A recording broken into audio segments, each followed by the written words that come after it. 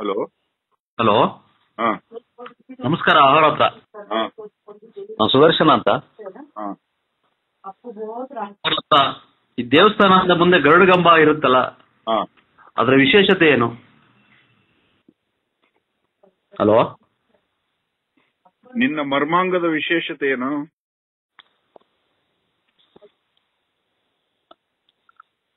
ಅದು ಸಂಬಂಧಗಳ ವೃದ್ಧಿ. ಇದು ಅಷ್ಟೇ. ಹ. ಅಲ್ಲ, ಪೂರ್ಣ ಪ್ರಮಾಣದಲ್ಲಿ ಅರ್ಥ ಆಗಲಿಲ್ಲ ನನಗೆ. ಆದ್ರೆ ಇದು ಅರ್ಥ ಆಗಿಲ್ಲ ಬಿಡು ನಿನಗೆ. ಸಂಬಂಧಗಳ ವೃದ್ಧಿ ಕೂಡ ನಿನ್ಗೆ ಅರ್ಥ ಆಗಿಲ್ಲ ಬಿಡು.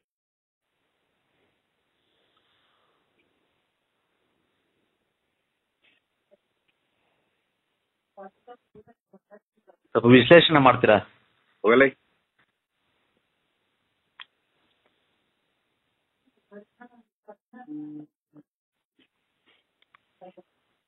ನಾನು ಹಲವಾರು ದೇವಸ್ಥಾನಗಳಿಗೆ ಹೋಗಿದ್ದೀನಿ, ಇದ್ರ ಬಗ್ಗೆ ನನಗೆ ಮಾಹಿತಿ ಗೊತ್ತಾಗ್ತಾ ಇಲ್ಲ. ಅಷ್ಟೇ, ನಿಮ್ದ್ರ ಬಗ್ಗೆನೂ ನಿನಗೆ ಮಾಹಿತಿ ಗೊತ್ತಿಲ್ಲ. ಸ್ವಲ್ಪ ಮಾಹಿತಿ ಹೇಳ್ತೀರಾ? ಹೋಗಲೇ. ಹೇಳದ ಮೇಲೂ ತಲೆ ತಿಂತಾರೆ ಇವರು. ಯಾವನ ನೀನ? ಸಂಬಂಧಗಳ ವೃದ್ಧಿ ಅಂತ ಹೇಳ್ದೆ, ಇನ್ನೇನ್ ದೊಡ್ಡ ರೋಗ ಅದು? ಸಮಾಜದ ವೃದ್ಧಿ.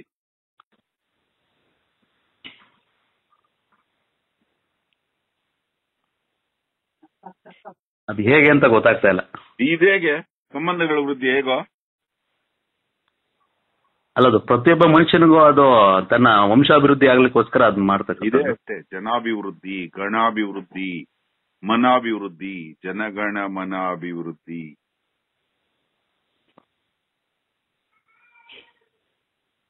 ಮರ್ಮಾಂಗ ಪವಿತ್ರನ ಅಪವಿತ್ರನ ಹೇಳು? ಪವಿತ್ರ. ಹಾಗಾದ್ರೆ ಇದು ಪವಿತ್ರನ. ಮತ್ತೆ ಅಶ್ಲೀಲ ಅಂತಾರೆ. ಅದು ಕೆಲವರು ಅವರ ದೃಷ್ಟಿ. ಎಲ್ಲ ತಿಳಿದಿದೆ ನಿನಗೆ. ಇಡು ಫೋನು. ಇಲ್ಲ, ಅವ್ರ ಹತ್ರ ಇದ್ರ ಬಗ್ಗೆ ನನಗೆ ಮಾಹಿತಿ ಗೊತ್ತಾಗ್ತಾ ಇಲ್ಲ. ಶರೀರದ ಎಲ್ಲ ಸಾರ ಹಾ ಶುಕ್ರ. ಹಾ ಆ ಶುಕ್ರ ಫೈನಲ್ ಪ್ರಾಡಕ್ಟ್. ಮಿಷನರಿದು ಒಂದು ಫೈನಲ್ ಪ್ರಾಡಕ್ಟ್. ಅದರಿಂದ ಮತ್ತೊಂದು ಜೀವ ಹುಟ್ಟತ್ತೆ ಆ ಶುಕ್ರನಿಂದ. ಆ ಶುಕ್ರ ಹುಟ್ಟುವ ಸ್ಥಳ ಹೇಗೆ ಮರ್ಮಾಂಗ ಶ್ರೇಷ್ಠವೋ ಹಾಗೆ ಜಗತ್ತಿನ ಸುತ್ತಮುತ್ತಲ ದೇಗುಲದ ಸುತ್ತಮುತ್ತಲ ವಾತಾವರಣದ ಸಾರ ಧ್ವಜಸ್ತಂಭದಿಂದ ಹೊರಗೆ ಬಂದು ನಿಮ್ಗೆಲ್ಲ ಸಿಗ್ಲಿ ಅನ್ನೋ ಉದ್ದೇಶ ಅಷ್ಟೇ ಅದು. Okay okay. ಅದಕ್ಕೆ ದೇವಸ್ಥಾನದಲ್ಲಿ ದೇವರ ಮುಂದೆ ಎಷ್ಟೇ ಬೇಡ್ಕೊಂಡ್ರು ಆ ದೇವರ ಸಾರ ಹರಿದು ಜಗತ್ತಿಗೆ ಹರಡುವುದು ಧ್ವಜಸ್ತಂಭದಿಂದ. ಆದ್ರಿಂದ ಧ್ವಜಸ್ತಂಭದ ಹಿಂದೆ ಬಂದು ದೇವರಿಗೆ ನೀವು ಪ್ರಾರ್ಥನೆ ಮಾಡ್ಕೋಬೇಕು. ಧ್ವಜಸ್ತಂಭಕ್ಕೂ ದೇವರಿಗೂ ಮಧ್ಯೆ ಶಿರಸಾಷ್ಟಾಂಗ ನಮಸ್ಕಾರ ಮಾಡಬಾರ್ದು. ಯಾಕೇಳು? ನಿನ್ನ ಪಾದ ಧ್ವಜಸ್ತಂಭದ ಕಡೆ ಬಂದಿರುತ್ತೆ. ಅದಕ್ಕೆ ದೇವರಿಗೆ ನೀವು ಎದುರುಗಡೆ ಕುತ್ಕೋಬಾರ್ದು, ನಿಂತ್ಕೋಬಾರ್ದು. ಆ ಕಡೆ ಒಬ್ರು ಈ ಕಡೆ ಒಬ್ರು ನಿಂತ್ಕೋತಾರೆ. ಎದುರುಗಡೆ ನಿಂತ್ಕೊಂಡ್ರೆ ಏನಾಗುತ್ತೆ? ಧ್ವಜಸ್ತಂಭಕ್ಕೂ ದೇವರಿಗೂ ಮಧ್ಯೆ ನೀನ್ ಸೇರ್ಕೋತೀಯ. ಹೌದೌದು. ಆ ಧ್ವಜಸ್ತಂಭ ದೇವರಿಗೆ ಯಾವಾಗ್ಲೂ ಕಾಣ್ತಾ ಇರ್ಬೇಕು. ಆ ಧ್ವಜಸ್ತಂಭ ದೇವರ ಸಾರವನ್ನ ಹೀರಿ ಜಗತ್ತಿಗೆ ಹರಡುತ್ತೆ. ಆದ್ರೆ ಆ ಧ್ವಜಸ್ತಂಭ ಒಂದು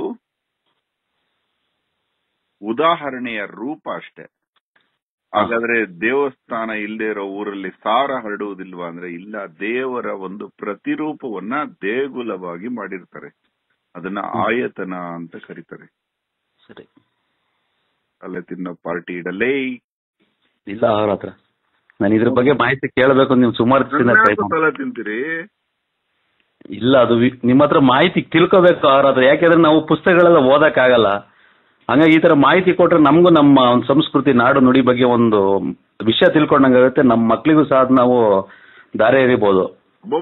ದಾರಿ ಎರಿತೀಯ ನೀನು. ಇಡಲ್ಲೇ ಸಾಕು.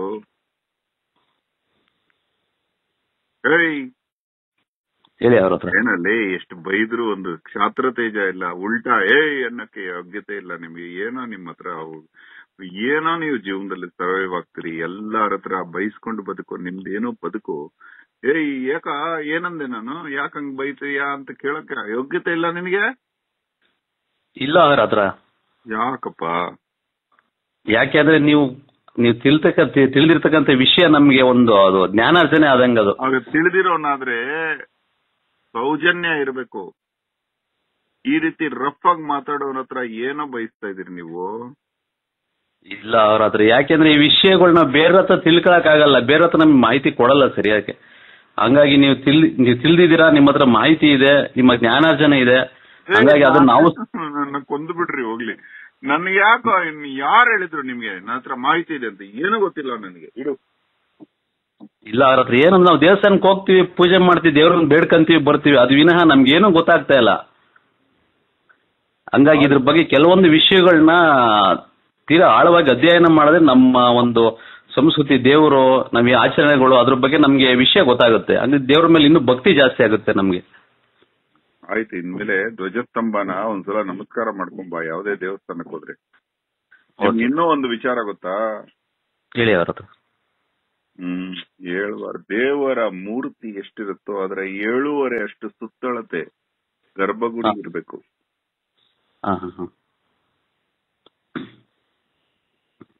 ಹೇಳಿ ನಾನು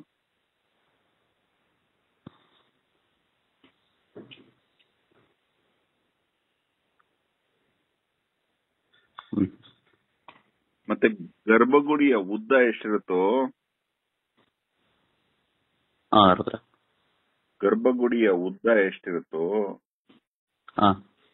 ಅದರ 3.5 ಅಷ್ಟು ಉದ್ದ ಧ್ವಜಸ್ತಂಭ ಇರ್ಬೇಕು. ಇದು ಅಳತೆಗಳ ತಾಳಮಾನ ತುಂಬಾ ತಪ್ಪಿದೆ. ಮನುಷ್ಯನ ರೂಪದಲ್ಲಿ ದೇಗುಲ ರಚನೆ ಆಗಿದೆ. ಪಾದದ ಹತ್ರ ಗೋಪುರ ಇರಬೇಕು. ಗೋವಿನ ಮುಖದ ಆಕೃತಿಯ ಗೋಪುರ ಇರಬೇಕು. ಒಂದು ದೇಗುಲವನ್ನ ಮಲಗಿರುವ ದೇವರನ್ನಾಗಿ ಊಹೆ ಮಾಡ್ಕೊಂಡ್ರೆ ಪಾದಗಳ ಹತ್ರ ಗೋಪುರ ಇರಬೇಕು, ಮರ್ಮಾಂಗ ಇರೋ ಹತ್ರ ಧ್ವಜಸ್ತಂಭ ಇರಬೇಕು, ನಾಭಿ ಇರೋ ಹತ್ರ ಬಲಿಪೀಠ ಇರಬೇಕು. ಅರ್ಥ ಆಯ್ತಾ? ಕಂಠ ಭಾಗದಲ್ಲಿ ಕಂಠ ಇರಬೇಕು, ಹೃದಯ ಭಾಗದಲ್ಲಿ ಚಂದ್ರಶಿಲೆ ಇರಬೇಕು, ಅವ್ರ ತಲೆಯ ಭ್ರೂಮಧ್ಯದ ಭಾಗದಲ್ಲಿ ಮೂರ್ತ ವಿಗ್ರಹ ಇರಬೇಕು. ಸರಿ ಅವ್ರ ಆಯ್ತಿಡಪ್ಪ.